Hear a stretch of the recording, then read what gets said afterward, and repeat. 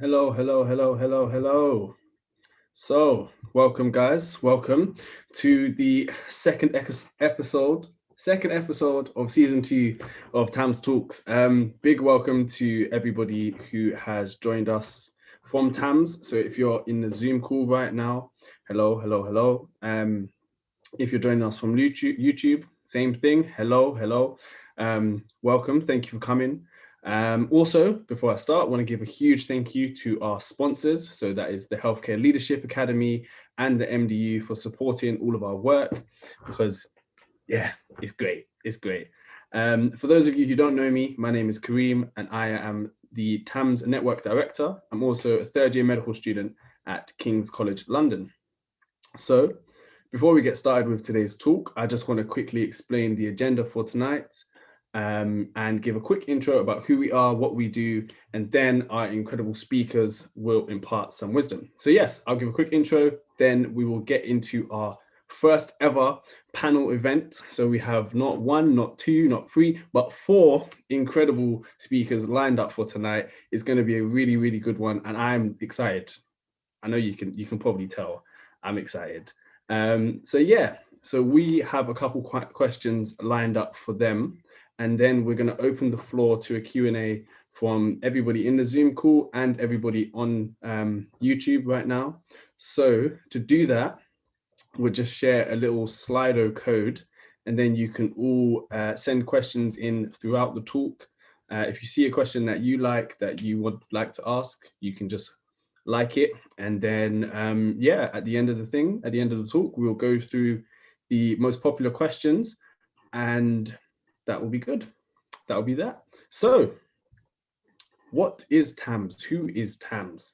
TAMS stands for the Aspiring Medic Support. That's it, nice and simple. And we are a registered community interest company based in London, founded by medical students for medical students.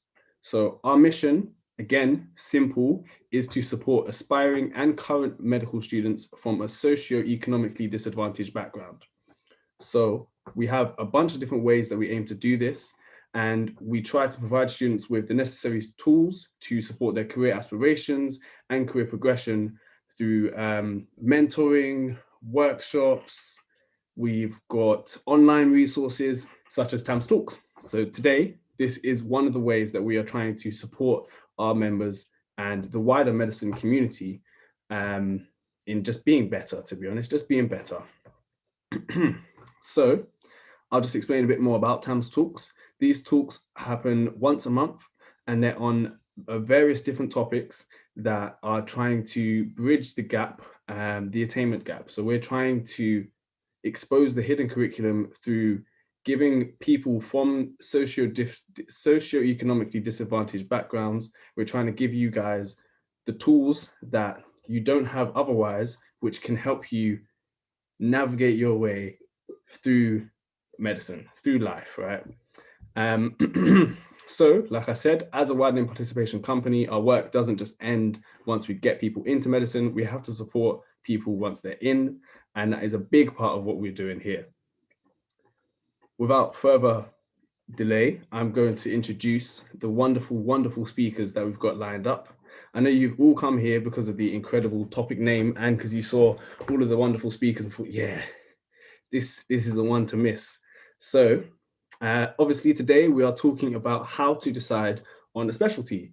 And I, for one, know that that is a crazy, crazy hard task. It's kind of the question that, you know, as a student you have on your head from when you enter med school, and you definitely get asked it every time you're on placement. I think I've been asked every time I'm on placement, so, you know, what kind of doctor do you want to be? Have you decided on a specialty? And I am probably like lots of you have no idea even really where to start. So to help you with this decision, our amazing panel of guest speakers are going to be discussing how and why they chose their specialties, and then also give us some advice on how we can choose the right path for us. So without further delay, I'm going to introduce the brilliant panelists for tonight's event. That is the amazing Dr. Rochelle Pierre, the incredible Dr. Inam Haq, the sensational Dr. Gio Shebani, and the miraculous Dr. Paul Peters. So I'm going to hand over now to them and they will be able to introduce themselves for you. So to start off with, we have Dr. Rochelle Pierre. Hi everyone. First of all, can I just say thank you to TAMS for organising this event. It's a really important event and I hope that we are able to give you sort of some insight into our specialities. As mentioned, my name's Rochelle. I'm an anaesthetic CT2 and I graduated from Barts in 2016. And I'm also the founder of the British Caribbean Doctors and Dentists Association and a trustee for Street Doctors. So yeah, that's just a bit about me. Thank you for having me. That is brilliant. Thank you for joining us, Rochelle.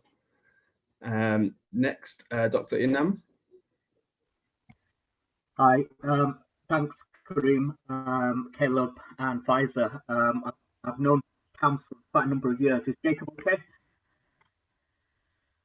The founder, yeah, I've known him since right at the beginning of it, and I really appreciate the invitation. It's always inspiring to hear my colleagues talk about their careers, and also to know that the future is in safe hands with amazing medical students and aspiring medical students. So I'm a GP, part-time GP in central Manchester, which is very multicultural. We have like 50 different languages there, and I also work as a senior lecturer at Manchester Medical School.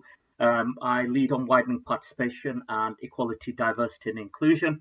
And I also chair the National Medical Schools Widening Participation Forum, which basically wants you guys all to get into medical school and let's diversify the population of medical school. That is brilliant. Thank you so much, Dr. Inam. Can't wait to hear more from you and Dr. Rochelle as well later on in the talk. Next up, we have Dr. Gio Shebani.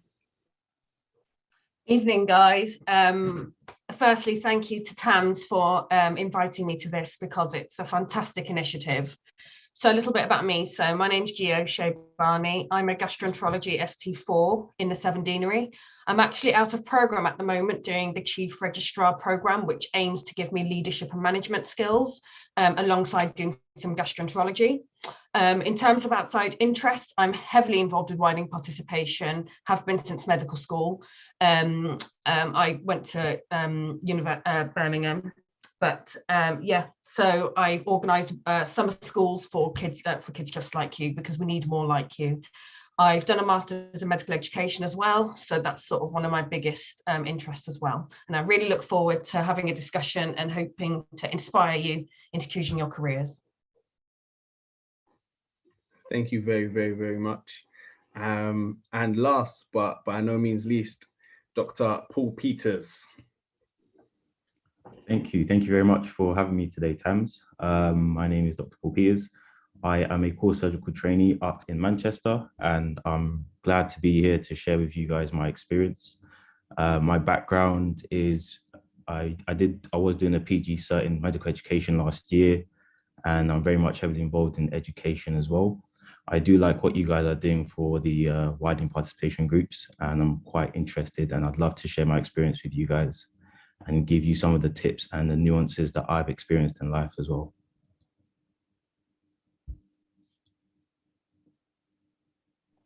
Thank you very much. I can speak for everybody. Well, I'm going to speak for everybody. I kind of have to, and say that we are very excited to have you all here, and really looking forward to hearing much more about your stories.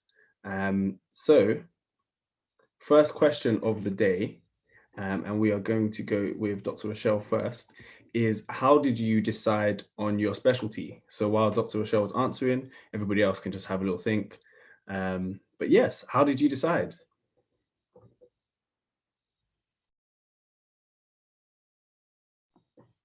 I think you are still muted at the moment. Sorry. Can you hear me now? So yeah, it's a good question. I think I kind of thought about many different specialities, especially during medical school. I liked pediatrics, I liked A&E. I kind of started off by making a list of the things that I knew that I definitely didn't want to do. So I knew that I didn't like surgery or general practice. But the other things were kind of, I was open to anything. I liked acute medicine, so I liked, the exciting parts of medicine, like trauma victims, A&E, busy A&E environment.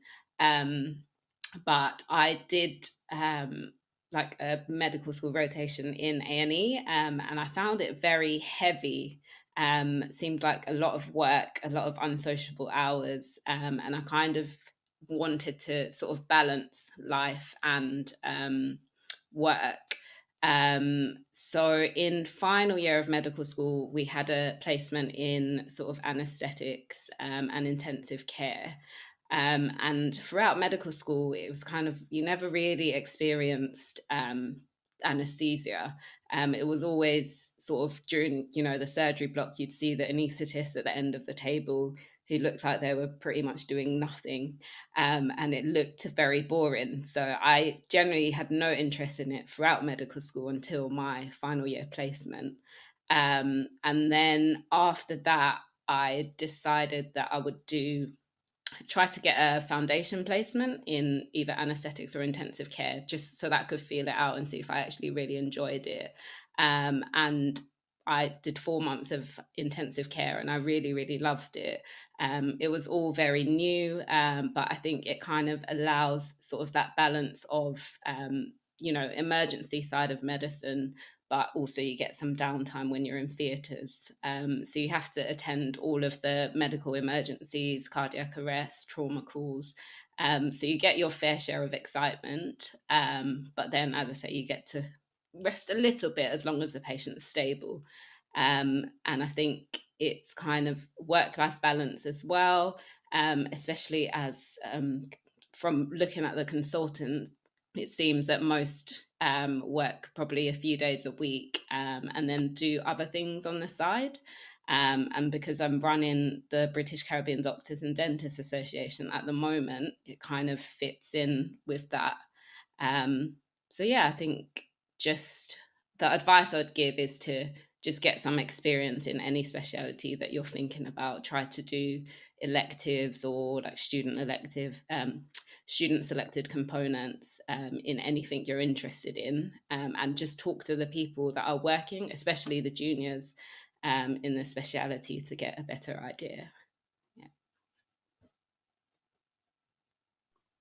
That is brilliant. I've already got my notes app up now, taking a few things down. Thank you, Rochelle. We will move on now to Dr. Enam. Thanks, Kareem. Yeah, so as Dr. Rochelle just said now, I think the key thing is for yourselves, get into medical school. Have that, opportunity to find out about all the different careers, because that's the beauty of medicine. Going to medical school, it caters for so many different interests and so many different things. The reason I ended up in general practice, I forgot to mention, I studied in Sheffield. The funny thing is I got rejected by Manchester. Now I'm on program committee in Manchester. So it's still something that I laugh with the students. So you can still get there eventually, even if you don't go to the medical school you wanted to go to. The reason I chose general practice is all to do with role modelling. And I think that is the major influence for me when I was at medical school. And in general practice, I met a couple of GPs that were really inspiring. And they taught me what the essence of general practice was, which is the traditional model, which is this ability to be the jack of all trades, but also the master of people. So it's to have that holistic understanding of your community. So I'm in a place called Levenshulme, which is in central Manchester. Great food there, which is probably not good for your health, but very tasty. But it's that opportunity to really get to know that community, to really build relations with them, and to understand what are the issues that we need to tackle there. And the other thing is the essence of being a doctor. I think in all specialities, the importance of exploring what the problem is and how it's impacting on people's lives. And all specialties are like that. But the thing I liked about general practice is that opportunity to really start from scratch and to explore like a detective, with very few resources, to wonder what is actually going on, but also put it in the context of the background, the housing, the circumstances of that person, and to build those relationships. There are some difficult parts of it because over the 12 years I've been a partner in Levenshulme, I've lost many of my closest patients, the ones that I've been looking after. And with COVID, it's been tougher because although we have been protected from the actual witnessing of the death, we still have lost so many of our patients as well. But I think that is so powerful as well that, you know, our patients' relatives who are patients in our practice have mentioned how they was appreciated the fact that we were there for them for those 12 years, or my colleagues for 20 years. And I think that feels satisfying for me. And the other thing finally about general practice is similar to what Dr. Rochelle said, that opportunity for flexibility. So I just got myself involved in teaching, and now I've got myself quite a substantial post in teaching, and that keeps me happy. It's like a symbiotic relationship. I love the clinical side, but then I love the teaching of the clinical side as well, and that balance between the two, you know, keeps that sort of balance in my interest as well. Thank you. I think one of the things you said that stood out to me there was the quote, "Jack of all trades, but the master of people." I think that's quite a nice way to kind of summarize, you know, GP, and I guess what makes it different from other specialties as well. So yeah, can't wait to hear more about it in the next kind of hour, over the next hour or so. Next we have Dr. Gio.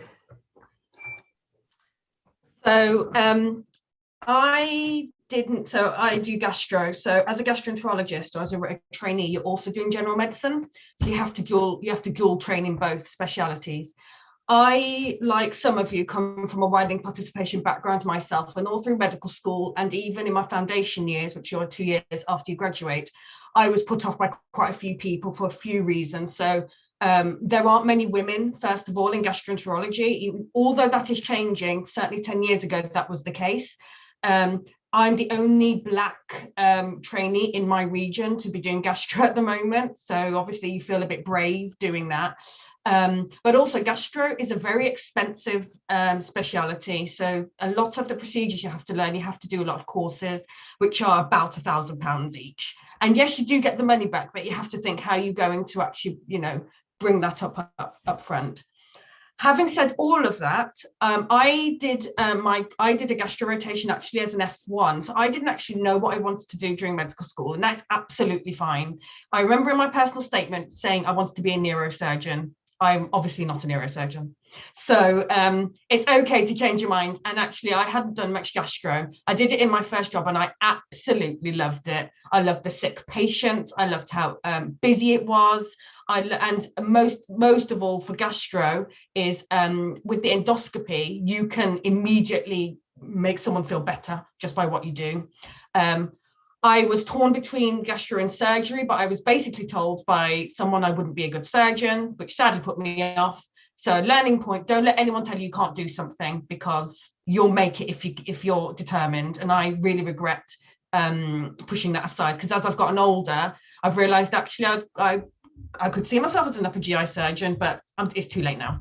Don't get me wrong, I absolutely love gastro though. So yeah, during my training, because at medical school I couldn't do things like intercalate, I had to work 3 jobs during medical school. I didn't get the opportunities to, you know, be really good. And gastro is unfortunately quite a competitive speciality. So I took quite a few, I've taken time out to do various things. So I actually took 2 years out after my foundation training, and actually ended up doing an undergraduate teaching fellow job, which I absolutely loved. And that's sort of how my love for education and how I ended up doing the master's later happened. Ended up going down to Plymouth to do my sort of general medicine training, and then managed to be able to come back just by getting things onto my CV. So I feel like now you know, even now I look back and I think I can't believe I managed that, but it is, you know, if you put your mind to it, it's possible. I think gastro of all the medical specialities is probably the most rewarding. My clinics can be, you know, your 17-year-old with Crohn's disease to your 90-year-old with, you know, who you're unfortunately seeing with cancer, and everything in between. Gastro is also really versatile, so you can decide you're just going to do endoscopy in your career. I'm actually going to hopefully be a hepatologist, so a liver specialist, where I will learn some specialized endoscopy procedures to take out stones from bile ducts and things like that, called ERCP. And I won't do colonoscopy, which is camera up the bottom. And that's, you know, that's how versatile it is. You can decide all of that stuff. I told you earlier I'm a chief registrar this year, so I'm actually out of training, and I'm basically doing 50% of management and leadership in my hospital, and then 50% of gastro, and I really like that balance. And I just wanted to pick up on a point that Inam and Rochelle have both said about work-life balance. So most people think that gastro doesn't have a work-life balance. So I'm actually, I came back from maternity leave not that long ago. I have a daughter, and I'm 80% less than full time. It is still possible to do all of the things you want. And again, this is something I was told, no, if you're going to have to, you're going to have to choose. That's not true. I think the most important thing is find what you like. Don't rush the decision, and you will find a way to make it work. I feel so inspired. Like I really do. First and foremost, congratulations on the birth of your daughter. Yeah, what was I gonna say? Throughout this talk, like, there's only 3 speakers in, and I'm here going, okay, no, I could do anesthetics. Oh no, I could do GP. Oh wait, but gastro does sound a bit decent. So like, you guys have got me thinking. You definitely got me thinking. Let's hear from Dr. Paul Peters as well, so that he can throw his hat in the ring about why he chose his specialty. Hi, it's very interesting listening to all of your stories. There's a lot of similarities. Can I just say congratulations to Dr. Gio as well. I think for me, I have about 3 or 4 points as to why I got into surgery. I'd start off with the first one being inspiration. So I didn't mention this earlier, but I studied in the Czech Republic, which is very different to a lot of the doctors that you come across. I'm an international medical graduate. And over there, there's a lot of emphasis on anatomy. So you can't get through medical school if your anatomy knowledge is not tip top, right? And, you know, when you're going through medical school and you attend your clinics, what you want to do is you want to find a way in which you can apply your knowledge. So surgery was one of the best ways for me to apply my new profound anatomical knowledge. And then I was just inspired by some of the teachers that I had at the time. They were just great people. They were encouraging. And if you enjoy learning something, then you're always going to want to do it in the future. So it's about enjoying the learning process, and any specialty in which you enjoy the learning process is something that you want to consider in the future. I did go through the whole process of exclusion, and there were some specialties that, I said I'm never going to do. But I think in hindsight, I don't know if that's the best way, because you don't get the best experience of each specialty until you either work in it or you're in the environment in the hospital. So it wasn't until I became a doctor through my foundation years that I noticed what the importance of a radiologist was, and things like that. So process of exclusion isn't always the best, unless you're absolutely dead certain that you don't want to do something. Don't really exclude it. Always give it a chance. Do a taste a week or get some experience in it. And then lastly, I think it's what I envision myself doing. So I'm a very practical person. I like to work with my hands. I like, I play a lot of video games too, and I like to use instruments as well. So, being practical, combining it, with the medical knowledge, and being able to get instant gratification from using your skills, your higher skills, all of that just pointed me in the direction of surgery. In terms of which surgical specialty, my goal is to become an upper GI surgeon. I'm focusing on bariatrics and metabolism and nutrition as well. So it's very similar, very close to the whole gastroenterology side of things as well. But in terms of choosing which surgical specialty, it's about familiarizing yourself with the people in that department. So if you know someone in a surgical specialty, ask them for advice. And if you know they're a consultant, can you see yourself doing what they're doing in the next 10 years or so? That's something to consider as well. But yeah, I think that's how I kind of found myself on this path now. I enjoy what I do. People say you can't have a work-life balance with surgery. I disagree. I think if you know what you're doing and you're very organized, you can plan your day. It's easy to get other things done as well. I'm very heavily involved in teaching, in simulation. I run a few teaching projects online as well. I mentor people, I coach on the side. I play a lot of sports on the side as well. So you can get a lot of things done. You just have to be organized. And I think surgery is one of those specialties that requires a lot of organization and diligence as well. Thank you very much, Dr. Paul. Yeah, you're right. Anatomy for sure is a big thing in med. So if you love anatomy, surgery, it does make sense. It's kind of just like following the same direction. And I think you definitely touched on a few good points there, just in hearing about why you chose what you chose, and that you should choose something that you feel like you love, and you love learning about, and then also try and get the experience in that specialty. So whether that's through your placement, or through asking somebody that you meet on placement a few more questions about the realities of that. So I've got a question, but I'm going to park it for later on, but we're going to come back to it. Next questions for everybody is, if you could briefly describe to us what a average week looks like in your specialty. Yeah, just very briefly, maybe about 2 minutes or so per each person. So let's go back to Dr. Rochelle now for that one.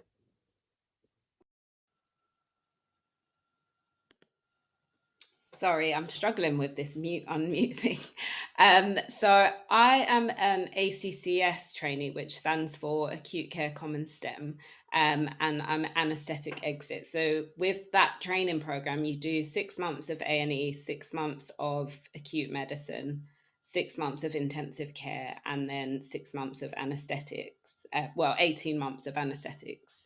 So at the moment, I'm on my intensive care block. So typically, it's similar to being on a medical ward in the sense that you start the morning off with your ward round. The consultant will come round. So you get to kind of examine the patients first, and then you present them to the consultant. And then in sort of the afternoons, it's sort of spent just doing jobs. I've done anaesthetics for 6 months already, and that basically involves just seeing patients that are coming in for elective surgery. So you see them before surgery, take a history, and then you kind of follow them down to the theatres, and you stay with them throughout the procedure.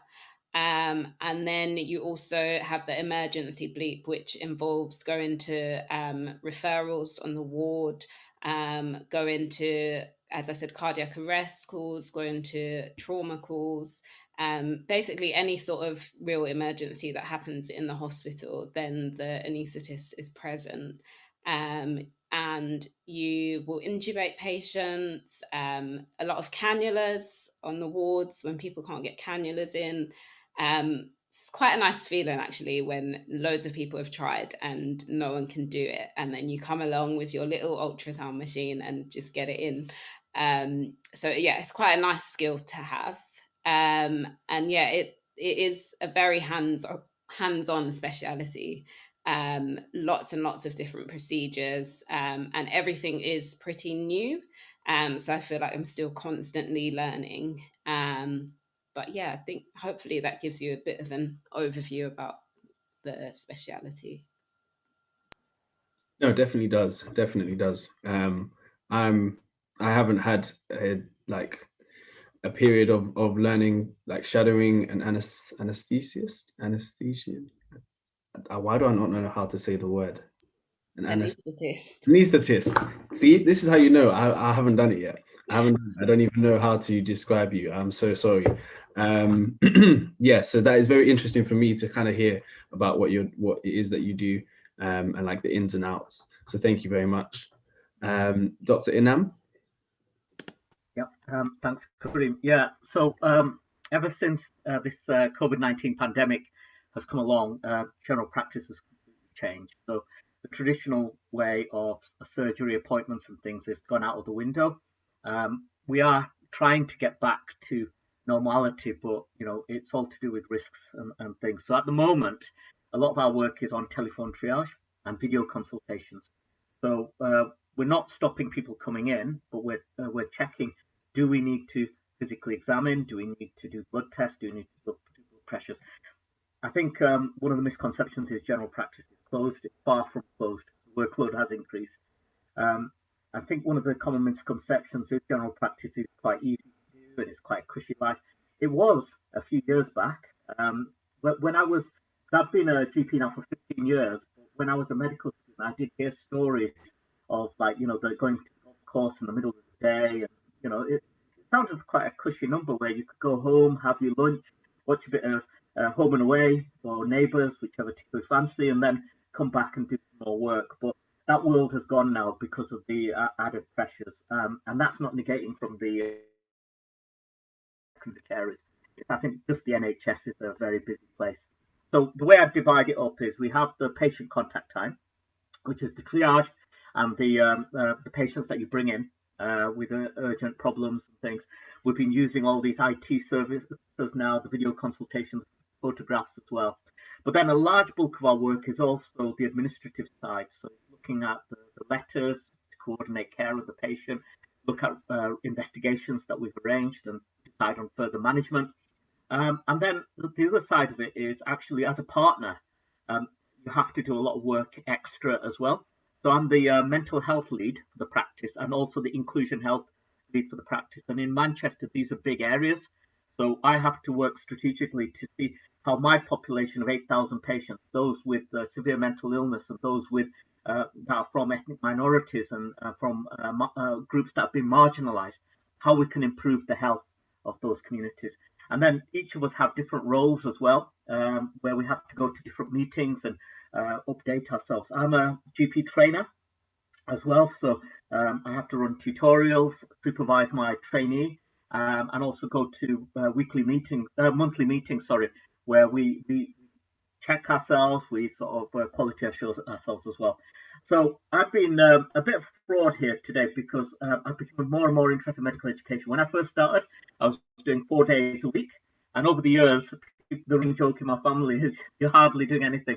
So I'm doing 2 days now from my when I started at 4 days, but that's because of a lifestyle choice, and I do 3 days at the medical school as well. So that keeps the balance. But I think the main thing is not to go in thinking this is a soft option, not to go in thinking this is something that you do as a second-rate career. It's different, and I think that's the beauty of medicine. I think that's the way I say it. It's complementary to the skills, as Dr. Rochelle said. There's so much amazing things in anaesthetics, the procedures, the acute stuff, all these things that attract people to that career. And there's things in general practice that will attract you to general practice. So I think whatever career you do, it's as Dr. Paul said, it's just don't commit, just keep everything open at medical school, your mind open, get into medical school first. And once you get in there, keep your mind open, and something will really tickle your fancy, and then really push forward. And as Dr. Gio said, don't listen to the critics. Find your supporters, find your allies, find those who want you to succeed, and then you can be the best.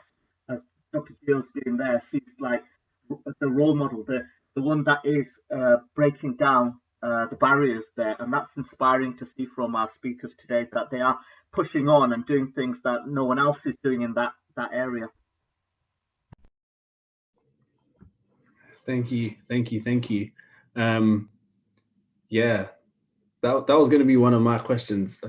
I've still got my question here. It's still here, and you guys are going to get it at the end. But thank you for that, Dr. Inam. It was very insightful. and definitely shed a light on kind of the what goes on behind the scenes in GPs, that even as a medical student you don't always see in your placement. You know, like you might just see a clinic, and then while the GP goes to do some other stuff, you go home. So it's not really a good representation. But thank you very much. Dr. Gio, what does a traditional week, or what would a week look like for you? So first thing to say is there's no typical week as a gastroenterology registrar.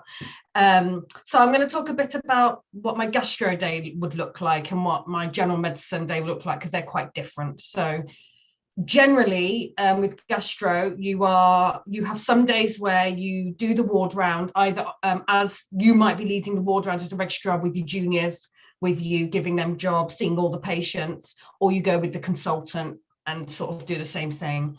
But actually, you're not on the ward that much as a gastroenterology registrar, which actually, as you get more senior, you sort of don't see that side, I don't think, when you become a junior doctor. You probably see it more as a medical student, but not really as a junior doctor, which can make it really difficult to work out what you want to do. I have 2 lists a week usually. So I do my own endoscopy list. So I'm trained to do OGDs, gastroscopy, so camera down the throat, just diagnostics, taking biopsies, etc., which I love doing. But before now, I also had the colonoscopy list. I've actually started doing some therapeutic endoscopy. So I'm currently learning a procedure called banding. So in liver disease, you can get these varicose veins in your, varicose veins is the easiest way to describe it, in your gullet, which can bleed. And you learn to put bands on them so they don't bleed. Very, very fun. And I'm learning how to manage GI bleeds. So that happened in the tummy. So if you've got an ulcer, learning how to manage that. Alongside this, one thing I didn't say is I'm very heavily involved with the BMA, which is our trade union. So I'm actually the co-chair for our region. So I have to go to lots of meetings locally, but also I run meetings regionally, talking about issues that are affecting junior doctors. So I fit all of that in as well. As a medical registrar, it's very, very different. So people will say that you are the boss of the hospital. You are the person that they call if you've got a sick patient on the ward where it's not really relevant to the specialty. So I was on call yesterday, in fact, and I got called by an orthopedic junior who had somebody who was unwell, who was going to go to theatre but had the medical issue. She provides advice. I often get called by GPs. So Dr. Inan will be used to this, calling the medical registrar on call for some advice about whether to see a patient. And just to echo what he said, GP is a hard job. We have blood tests and imaging at our disposal. So generally, I will just get the patients in to see them face to face. I find it really hard to give advice over the phone, to be honest. And then yes, and often, and you carry the crash bleep as well. So I will often go as the medical registrar where someone's heart has stopped and actually lead the call. So whilst the anaesthetist might will be busy intubating, you're looking at everything else. That's very, very exciting, but can be quite stressful. So I haven't really given you a typical week. I've sort of described what it's like to be a gastroenterology registrar / medical registrar.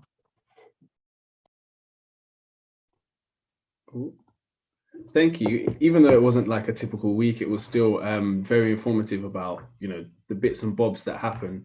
And it's really interesting to hear, like, especially the procedures that you're learning to do. So that's cool. I find it cool. So we'll go next onto Dr. Paul, just in the interest of time. And then afterwards, we'll do the Q&A for everybody. Okay. I think the key here is just variety. Again, there's no typical week for me. So what I'll do is I'll just give you 3 kind of weeks that I can have and the range of activities that I undertake during those weeks. So the first one would probably be your ward week, where again it's just you have a group of patients on the wards who come under your specialty. So you'd go with the post-take consultant, go on the ward round, make sure you review those patients, carry out any jobs, and it's basically facilitating their care, and it's their secondary care while they're in hospital, and making sure they're well looked after. If they require surgery, you're making sure that's prepared for them. You're getting involved in the surgery as well, And these weeks, it's your routine weeks. During these weeks, you might have to go to M&M meetings. So those are called morbidity and mortality meetings as well. You might have departmental meetings, teaching sessions, journal clubs. And these are the kind of weeks where you attend all those kind of things. You look at it as a week to kind of learn, to build up on the knowledge that you have. I always call it the week of calm before the storm. After you've got, then you've got an elective week. An elective week consists of things like your outpatient clinics, clinic referrals, going to your elective theatre list as well. And the beauty of all these different kind of weeks is that you work with different specialties. So if you're on your elective week, you'll work closely with the anaesthetist. You'll be in the theatres with them. You're basically operating on patients who've been waiting on the waiting list. With COVID, waiting lists have just, exploded dramatically. So the elective, and we've only started resuming elective work. So there's a lot going on right now. And then you've got the on-calls, which I might call the baptism of fire. And again, you're working with all specialties again. You're working closely with A&E, radiology department, medical team, and you're taking referrals from GPs, from other hospitals. In my hospital, I cover general surgery and urology on my own calls. So that basically what that means is I take referrals from, I think, 5 different hospitals. So the bulk of my job is taking referrals, triaging patients, admitting them, and if they need surgery, assisting my superiors, so my consultant and my registrar in theatre. And it does require a lot of organizational skills. You do need to be diligent, on top of your game as well.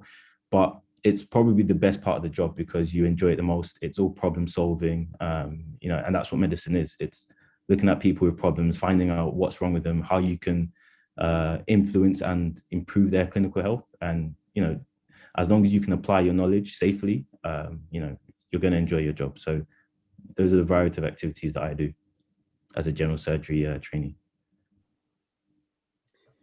Yeah. As somebody who is, surgery is one of the things that I'm considering. I'm hearing you speak. I'm like, okay, all right, cool. So week 1, week 2. So thank you very much. So I'm gonna stop talking. I won't ask my question because I've seen that we actually have many coming through on the Slido because people are absolutely loving what you guys have been saying so far. So we've got about 10 questions on here. So what I will do is I'll say maybe we have, for this first one, maybe we have 2 people answer it.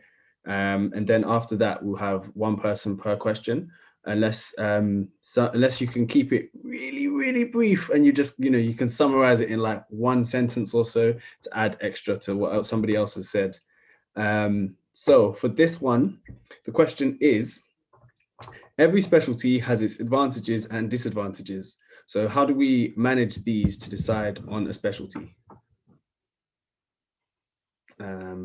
So if you would like to speak on the question, you can just raise your hand and then I'll just say, yeah. Yeah, Dr. Rochelle? So I think it is about finding something that you generally really enjoy. Because I think, as they said, every specialty is going to be difficult, but if you are doing something that you enjoy and you go to work looking forward to actually being at work and doing your job, then the bad things won't matter as much. So yeah, I think just finding a specialty that you find that the good outweighs the bad, and then just take it from there. Thank you. Is that Dr. Paul, I see? Yeah, I was just going to add to that. I think what's important as well is to understand your personality as a person as well. And when you understand what your personality is and what you can bring to the table, it's easier to deal with the disadvantages, right? So know how well, if a certain specialty has, something that you think is a disadvantage, just look at what you can bring to the table and how you can impact that, and what accessibility to certain courses that you think you have that you can change those disadvantages. There's nothing that's impossible. There's nothing that's, that you can't do. There's no specialty that's too hard, in my opinion. So it's about planning and setting a goal. If you set a goal and you have a strategy in place, it's easy. Thank you. I hope everybody's taking notes, because I can't take notes of everything that they're saying, guys. But okay, brilliant. I think, yeah, definitely touched on advantages and disadvantages. I know people, that's normally the main question people have is, you know, how do you weigh it up? And I'm assuming everybody's going to have different things. Like you said, different things are more important to some people than others. You know, if you've got more things that you're passionate about, you might want more time to explore those. So you might not be able to do a career that's as demanding in the hospital, for example. Okay, so the next one, how do you go about getting a teaching/leadership role within a medical school? So how senior do you have to be to do that? So, yeah, Dr. Gio? So leadership is a massive spectrum. So I've obviously taken time out to do various jobs in it, but certainly from medical school, if you're involved in your societies, that shows leadership. So the same as teaching. So when I went to Birmingham, and actually as a second year medical student, we had to teach basic life support to the first years. That's teaching experience, and that's how you sort of get that experience. So find out what your societies are in your medical school and get involved. And you might find yourself chairing one of those societies and finding, oh, you really love it. You've talked about medical school specifically, so I could talk for ages about leadership opportunities outside, but I won't. I'll stop there. Brilliant. And Dr. Inam? Yeah, it's something as Dr. Gio said. You know, at medical school, I've seen so many students over the years, over the 10 years I've been at Manchester, who have then got into educational roles. It is basically get involved at the time of undergraduate, really find your passion in there, and student societies, or getting involved with, you know, communication skills or other teaching. So we've got medical students who are on our EDI committee, who are actually looking at, you know, decolonizing the curriculum. We've had over the years medical students who've created and piloted communication skills sessions as well. So once you've made those networks and you've built up your CV, and if it's something that's interesting for you, then the time will come when you will be an educator, because the traditional description of a doctor is a teacher. That is what a doctor is, and you will be teaching people. You'll be inspiring them. You'll be the mentor for them as a junior doctor and as you progress as well. So those opportunities will come. So it's just to build up your skill set, or you could do what I did, which was just accidentally ended up in it. I just wanted to give it a go, and I loved it so much that they can't get rid of me now. Thank you very much, guys. Definitely some good points there about how everyone can get involved in teaching. And I'd agree. Yeah, I think that's right. Like, definitely getting involved in med school while it never feels like you've got time. I was going to say while you've got time, but it never feels like that. But getting involved in med school is probably a good place to start, and then take it from there once you find out what you really enjoy learning about or teaching. So big question, which is quite close to the question I had in the back of my head throughout. And this is, coming from a disadvantaged background, what are the barriers that I might expect to face when I qualify, and how would I overcome them? So obviously everybody's experience has been different, but yes, what would you say to that, guys? You know, for this one, I think I'll let everybody speak just briefly, because I think this question is really what we're trying to answer with the talk. So yes, who would like to go first? Dr. Gio, all right. So I think the biggest thing is that people don't really realize is when you come from a background where, you know, you've had to, you know, do full part-time jobs, and you're struggling financially. I actually had to, and I'm not embarrassed to say this, I had to go on the dole for a few months before I actually, between finishing medical school and actually starting my F1 job. I did have a job as well, but in terms of everything that I had to pay for at that time, I just struggled. That is a barrier financially, especially, and as you go through your training, it becomes a barrier as well. I spoke about the gastro and the courses that you have to pay for, and actually you have to find that money to pay up front and then get the money back. But I think it's one of those things where you have to try and, you know, it's an investment into your future, and as time goes on, you earn, you know, your pay does go up as time goes on. certainly the BMA, the British Medical Association, are very aware of the issue from between medical school and when you get your first paycheck. It is a month, sometimes longer for a lot of people. And there are various hardship funds that you can access during that time if that does apply to you. I think the other problem as well is diversity in some medical specialities. So I said earlier that I'm the only black gastro trainee, and I think it's part in my region. I think part of that is where the region I'm in, it's not that diverse. So I'm trying to do a lot of work to try and improve diversity. I do lots of widening participation stuff, not just for pre-medical school, during medical school, but also after that. I think there are people who want to help you, and I think that it's about approaching those people early and finding ways to sort of get around it. There are lots of schemes that will help you, so don't feel worried about that, is what I would say. Brilliant. So just to kind of summarize it, definitely finance can be a big issue for a lot of people. I know people are concerned about kind of the money situation once we finish medical school, and it's something that I think many people are just trying to put off until the end. But yeah, definitely good advice to reach out to those people who are there. If possible, would you be able to send, while everybody else is talking, just maybe send examples as to kind of who you were able to reach out to, or like organizations or something, and then we can just forward that on to people at the end of the talk. Who would like to go next? Paul? Yeah. Okay. I think one of the what I'll do is I'll just tell you about a little bit about myself. I think one of the struggles or barriers that one of the barriers that I felt a lot, especially when I started work as a doctor and coming from abroad, being an international medical graduate, was what I think you'll be familiar with is called imposter syndrome. And it's basically, the feeling of, thinking that you're not meant to be there or you're not good enough. And I think I always had this back in med school, and it, right up until like interviews, it would always get me. I'd like, you know what, maybe I'm not good enough. And it's a really big thing, and it's hard to overcome, especially from a, one of the widening participation backgrounds, or from somewhere where, things are a bit difficult in terms of getting into medicine.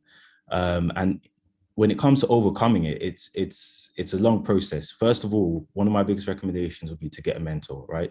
To get someone who's like-minded and someone who's been through it before, which is very hard to kind of, it's not written on someone's face. You can't just approach someone and be like, did you go through this as well? But you need to speak to a lot of people within the field that you want to do, or the specialty that you want to get involved with. So you need to speak to a lot of people there, and speak to like-minded people as well. Once you've started to get mentors and you've got people to, give you advice and pick you up when when you're down and stuff, it's about holding yourself accountable. So owning your mistakes, being honest, and, just giving things 100%. When you've given everything you can and you give it 100%, you have no reason to doubt yourself at all, in my opinion. And there's things you can do. I don't know if most of my speakers have heard about this, but there's something called the zero talent battle. And it's just things that you should bring to the table when you start work. You don't need no professional skills to do it. It's things like being punctual, having a good work ethic, going the extra mile. There's a bunch of things on there as well. You can just search for it. I think that would also help you as well in terms of being honest with yourself and making sure that you're always giving 100%. So imposter syndrome is a big one, coming from the widening participation background. Thank you very much, Dr. Paul. Yeah, I agree. Totally, definitely a big thing. Definitely. Dr. Enam? Just a quick thing from talking from a national perspective. So just 10 years ago, 9 years ago, when I got involved, no one had heard of widening participation. It was something that was seen as, anyone from a less privileged background should be grateful that they got into medical school. And they talked about this thing called a deficit. The professor called Sally Curtis in Southampton has done a lot of work on it. He called it this sort of deficit there. But now we've realised, as Dr. Paul has just said, how amazing it is to have people who've got lived experience, those who've got that diversity, that understand their community. And what we've realised in widening participation is not just about getting the students in, is to make sure that those issues of imposter syndrome that Dr. Paul just talked about are addressed. And the evidence is for mentoring, for support, giving those opportunities in medical school and beyond. The imposter syndrome never goes. I've been a doctor now for over 20 years, and I still have imposter syndrome. I sit on tables with all these people and I still think, why am I there? But then I think to myself, the reason I'm there is because I'm there to give an alternative view, to give a different voice, a different perspective, and also represent those people who did not have the opportunity, to get to these positions. So, and I can see these inspiring speakers here. They are the same role models. They're the people that will be the ones that will take the battle forward. So, what we do in the National Forum, we've got committees now. We've got student committee, junior doctor committee, and we've got people looking at access, looking at student success. That's at medical school, and also the postgraduate landscape as well. And I think that's how widening participation never ever goes away, because that disadvantage, the opportunity for networking, you don't have that same kind of opportunity as everyone else. And even after 20 years, senior lecturer, embedded in medical education, I'm still at a disadvantage to other people. But my passion is to make sure the others that come behind after me don't have that kind of problem. Thank you, Dr. Inam. So lastly, we'll just have Dr. Rochelle as well to share your thoughts on it. So I think there's two things that I would say are really important, is to remember your journey and to remember your purpose. I grew up in Hackney. I didn't do very well in my A levels, but I went to do an undergraduate degree, and at that point I decided I was going to be a doctor, and decided that nobody would be able to stop me from doing that.